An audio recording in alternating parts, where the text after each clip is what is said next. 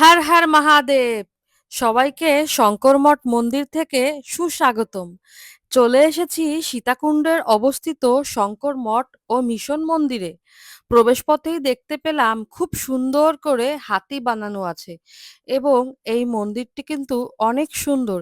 এবং এই যে দেখতে পাচ্ছ মন্দিরের রাস্তা, রাস্তার বাপাশেই কিন্তু ছোট্ট একটু পাহাড়ের টিলা, আর এই টিলার উপরে কিন্তু ভক্তবৃন্দ রাতে থাকার ব্যবস্থা করা হয়েছে। এই মন্দিরে ভক্তবৃন্দ রাতে অবস্থান করছে। আসলে বয়সের কারণে কিংবা শারীরিক জটিলতার কারণে সকল ভক্তবৃন্দর পক্ষে কিন্তু ১২০০ ফিট পাহাড়ের উচ্চতায় উঠে চন্দ্রনাথ বাবার মন্দিরে জলাভিষেক করা সম্ভব হয় না। সেই ভক্তবৃন্দ কিন্তু এই শঙ্কর মঠ মন্দিরে এসে খুব সহজেই প্রাণ ভরে বাবার পূজা অর্চনা দিতে পারে। শঙ্কর মঠ মন্দিরটি বাইরে থেকে যত না সুন্দর, ভেতরে অন্দরমহল তার চেয়েও বেশি সুন্দর। এই মন্দিরটি সম্পূর্ণটাই সাদা শ্বেতপাথর দিয়ে তৈরি করা হয়েছে। মন্দিরের দ্বিতল ভবনে রয়েছে ভোলে বাবার মূর্তি। এই মূর্তিটি কিন্তু প্রাণ প্রতিষ্ঠা করা, তাই প্রাণ ভরে ভক্তরা এখানে পূজা দিতে আসে।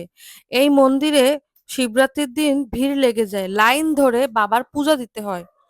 ভোলে বাবার দর্শন নিতে আমরা গুটি গুটি পায়ে এগিয়ে গেলাম।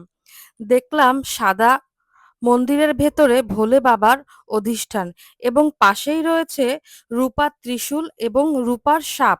যখন ভোলে বাবার অভিষেক করা হয় তখন খুব সুন্দরভাবে বাবার মূর্তি, সাপ এবং রূপার ত্রিশূল দেখা যায়, কিন্তু সুন্দর করে আবৃত থাকার কারণে এগুলো সবসময় দেখা যায় না।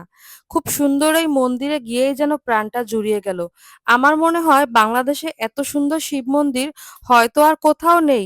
যদি থাকে তাহলে আপনারা আমাকে জানাতে পারেন। আর এবার চলে এসেছি কৃষ্ণ মন্দিরে। এই মন্দিরে ভগবান শ্রীকৃষ্ণর বিগ্রহটি একাই ছিল। পাশে কিন্তু আমরা রাধারানীকে দেখতে পেলাম না।